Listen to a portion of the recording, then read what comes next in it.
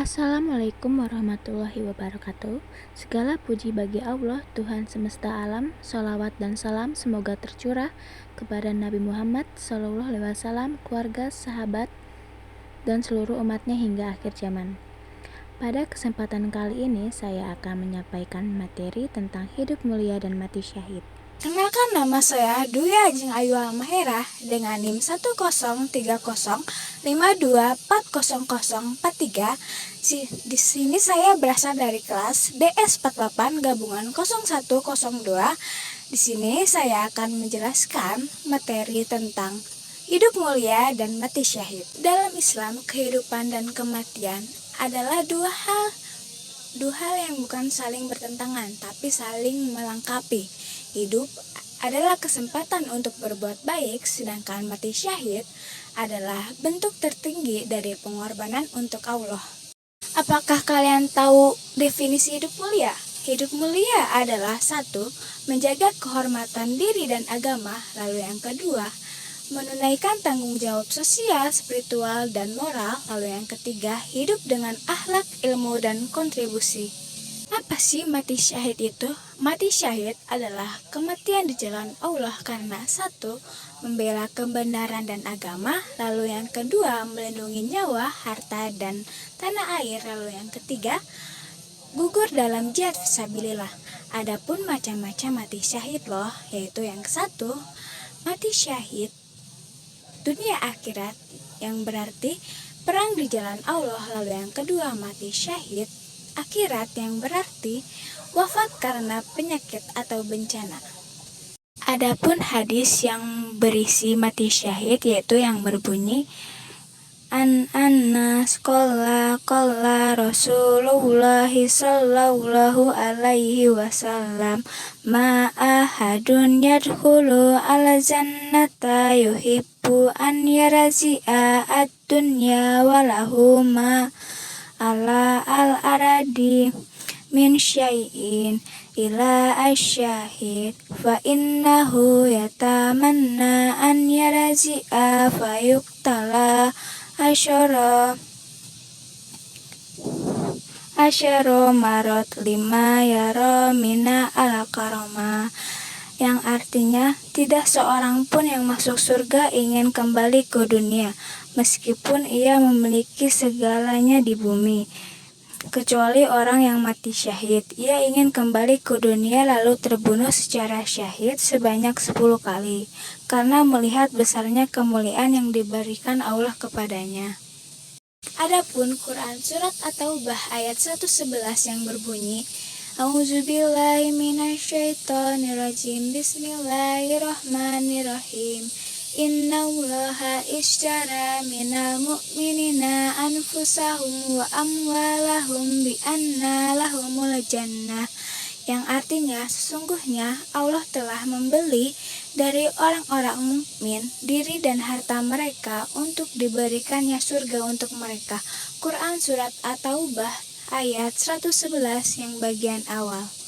Apakah kalian tahu inspirasi syahid sepanjang sejarah? Yaitu ada 1, Hamzah bin Abdul Muthalib atau singanya Allah, yang berarti ia gugur dalam perang di Uhud. Lalu yang kedua ada Imam Husain, yang berarti dia gugur dalam membela kebenaran di Karbala.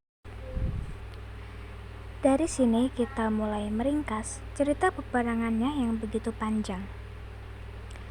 Dan singkat cerita, di akhir penghujung peperangan Karbala, 10 Muharram petang, Imam Husain menembus barisan musuh. Gerakan pedangnya disambut jeritan, nyaring bala tentara Umar yang kesakitan. Korban tewas dan luka parah berjatuhan. Pasukan lawan kalang kabut tak mampu menahan serangan Imam Husain. Semar segera menghampiri komandan tertinggi Umar.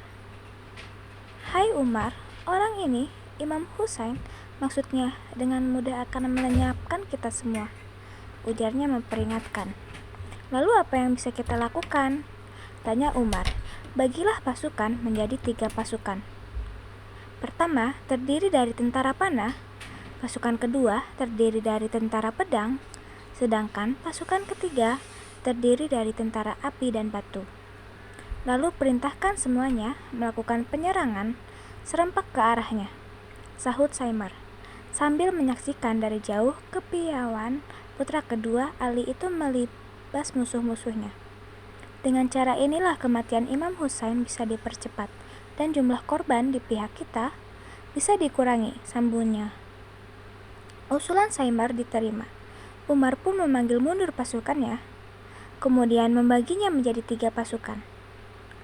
Tak lama kemudian, ratusan tombak panah, batu dan api dibidikan ke arah Imam Husain. Putra Ali ini tak kuasa menghindar. Luka di sekujur tubuh manusia suci itu pun kian bertambah. Imam Husain tetap mengadakan perlawanan sekuat sisa tenaganya. Sebuah anak panah beracun yang ditembakkan Huai bin Yazid mengenai dada cucu Nabi Muhammad Shallallahu Alaihi Wasallam. Termulia itu, ia terhuyung, kehilangan keseimbangan, dan tak lama kemudian terjatuh dari kudanya. Lubang di dadanya merekah, dan darah menyiram sekujur tubuhnya. Imam Husain mencoba menahan pedih luka-lukanya, sambil berusaha untuk bangkit. Sayang, sebuah anak panah lagi arah dari samping, yang dihujamkan Abu Qudamah al-Amiri, menancap di dada kanannya. Imam Husain pun roboh. Ia mengerang kesakitan di tengah lingkaran pasukan berkuda.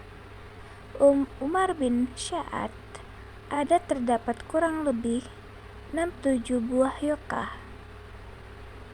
139 yang menghiasi tubuh suci Imam Husain. Dalam kebisuan, setiap yokah tersebut menceritakan kisah perjuangan dan jihad yang semuanya itu terangkai menjadi satu jilid buku, yang setiap babnya berisi kisah sedih dan tragis, dari kisah perjuangan melawan penindasan dan ketidakadilan musuh-musuh Imam Husain. Ternyata masih tidak puas dengan sekedar melihat luka-luka yang diderita oleh beliau. Dengan sisa kekuatannya, Imam Husain mencabut panah yang masih menancap di dada kanannya sekuat tenaga. Seraya menggigit bibirnya yang pucat, darah segar menyembur dari luka dadanya. Imam Husain, tangannya mengusap darah di permukaan janggutnya, seraya berucap, "Demikianlah kalian mengucapkan terima kasih kalian kepada kakekku. Dengan tubuh dan wajah yang berdarah inilah aku akan menghadap kakekku, agar beliau tahu betapa kalian sangat membenci kebenaran dan agamanya." Lalu yang ketiga ada ulama dan aktivis, yang berarti ia gugur dalam membela rakyat dan agama. Kumpulan pada materi kali ini yaitu hidup mulia adalah hidup yang dijalani dengan iman, amal soleh, keikhlasan, dan memberi manfaat bagi sesama. Lalu, mati syahid adalah kematian yang paling mulia yang dijanjikan surga oleh Allah bagi mereka yang berjuang di jalannya. Sekian dari saya, mohon maaf apabila ada kesalahan. Wabillahi taufiq wal hidayah. Wassalamualaikum warahmatullahi wabarakatuh.